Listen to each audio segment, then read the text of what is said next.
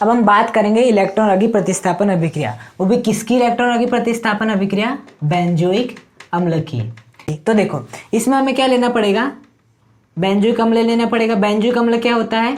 जब आपका C double bond OH benzene समूह के ऊपर जुड़ जाता है। तो हम सभी जानते हैं बेंजोइक अम्ल की जो अनुनादी संरचना होती है, अनुनाद संकर होता है, वो किस प्रकार का होता है कि यहाँ पे पार्ट्स पॉजिटिव उत्पन्न हो जाता है आर्थ और पैरा स्थिति पर। तो जो आने वाले इलेक्ट्रॉन रागी है वो कहाँ पर आना चाहेंगे? वो मेटा स्थिति पे आना चाहेंगे। कहाँ पर आना चाहेंगे? मेटा स्थिति पर आना चाहेंगे। तो यहाँ पर जो भी हम देखेंगे आपके बेसिकली बेंजोइक अम्ल 3 प्रकार की इलेक्ट्रॉन की प्रतिस्थापन अभिक्रिया देते हैं। सबसे पहले कौन सी देते हैं आपकी? वो नाइट्रीकरण, जिसमें आप किससे अभिक्रिया कराते हो? HNO3 से कराते हो। हाँ, दूसरी होती है आपकी सल्फोनीकरण, जिसके लिए आप सांद्र H2SO4 से अभिक्रिया कराते हो। और तीसरी कौन सी होती है आपकी? हैलोजनीकरण, जिसमें आप हैलोजन से अभिक्रिया कराते हो। हाँ, तो पहली अभिक्रिया कौन सी देख रहे हैं? नाइट्रीकरण अभिक्रिया देख रहे हैं। नाइट्रीकरण अभिक्रिया में हमें बेंजोइक अम्ल की अभिक्रिया किससे करानी पड़ेगी? सांद्र HNO3 से करवानी पड़ेगी। किससे करानी पड़ेगी? सांद्र HNO3 से करवानी पड़ेगी। किसकी उपस्थिति में? सांद्र H2SO4 की उपस्थिति में। हाँ, अब क्या होगा? HNO3 को आप ऐसे लिख सकते हो OH माइनस NO2 प्लस लिख सकते हो। ये क्या है आपका? एक इलेक्ट्रॉन रागी, क्योंकि एक इलेक्ट्रॉन रागी को इलेक्ट्रॉन से प्यार होता है। ये क्या है आपका? धनावेश है। किससे प्यार होगा? इससे इलेक्ट्रॉन रागी मतलब इलेक्ट्रॉन से प्यार होगा। इलेक्ट्रॉन कहाँ पर अधिक है? मेटा स्थिति पर अधिक है। तो बेसिकली NO2 प्लस जाता है आपका मेटा स्थिति पे। अब मेटा स्थिति पर क्या है आपका? हाइड्रोजन है। अब जैसे यदि नाइट्रो भी जुड़ जाता है यहाँ पर तो कार्बन कितने बंद हो जाएंगे? 5, जो कि कभी भी नहीं होते। इसलिए हाइड्रोजन क्या करता है? खुद किसके रूप में निकल जाता है? H प्लस के रूप में निकल जाता है और आपका NO2 प्लस इसके स्थान पर आ जाता है। देखो क्या स्थिति बनती है? ये हो जाएगा आपका benzene C double bond OH। यहाँ पर कौन आके जुड़ जाएगा? आपका NO2।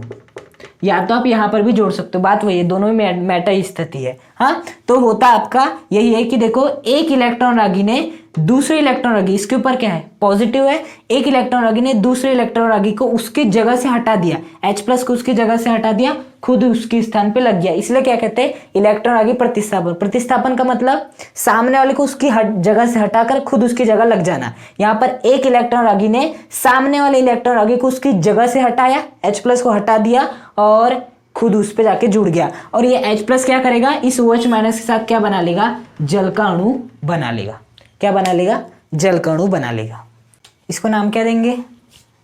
मेटा नाइट्रो, क्योंकि मेटा पोजीशन पे क्या है आपका? NO2 है। मेटा नाइट्रो बेंजोइक अम्ल, ये हो जाएगा इसका नाम, मेटा नाइट्रो बेंजोइक अम्ल। सेकंड इलेक्ट्रॉन की प्रतिस्थापन अभिक्रिया है हैलोजनीकरण। मतलब इसमें हम आपके बेंजोइक अम्ल क्या होता है? बेंजीन के ऊपर C डबल बॉन्ड OH, ये क्या होता है आपका? बेंजोइक अम्ल। अब हम इसकी अभिक्रिया किससे कराने वाले? आपके हैलोजन। हैलोजन जैसे कि Br2 इसके साथ करा लेते हैं। किसकी उपस्थिति में कराना रहता है हमें? FeBr3।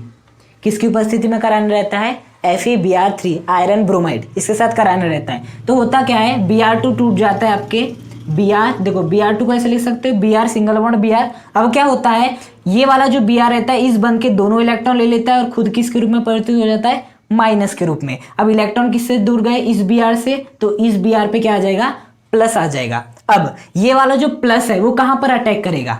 जहां पर इलेक्ट्रॉन अधिक है वहां पर अटैक करेगा। अब ये जो COOH है उसने कहां पॉजिटिव उत्पन्न कर देता है? यहाँ पर और यहाँ पर। यहाँ तो वैसे ही इलेक्ट्रॉन की कमी आती है पैरा स्थिति पे। तो ये वाला जो आपका Br प्लस है ये क्या है? आपका इलेक्ट्रॉन रागी है, इलेक्ट्रॉन से इसे मोहब्बत है क्योंकि उसके ऊपर प्लस है। तो ये जो आपका Br प्लस है वो या तो केवल मेटा स्थिति पर ही आ सकता है और कहीं नहीं आ सकता। तो ये जो आपका Br प्लस है वो कहाँ पर अटैक करता है? मेटा स्थिति पर अटैक करता है। मेटा स्थिति पे जैसे अटैक करता है यहाँ पर क्या लगी है? हाइड्रोजन लगी है। तो उस यदि वो हाइड्रोजन को नहीं हटाता और Br प्लस सीधे लग जाता है तो इस कार्बन कितने बंद हो जाएंगे? 5 बंद, जो कि कभी भी नहीं होते। तो क्या होता है? ये वाला जो हाइड्रोजन है किसके रूप में निकल जाता है? H प्लस के रूप में निकल जाता है और ये वाला Br प्लस इसके स्थान पे आ जाता है। देखो एक इलेक्ट्रॉन रागी ने दूसरे इलेक्ट्रॉन रागी को उसके स्थान से प्रतिस्थापित कर दिया। हाइड्रोजन इलेक्ट्रॉन रागी था, उसको उसके स्थान से हटाया, खुद उसके स्थान पर आ गया। इसलिए नाम क्या अभिक्रिया का? इलेक्ट्रॉन रागी प्रतिस्थापन अभिक्रिया।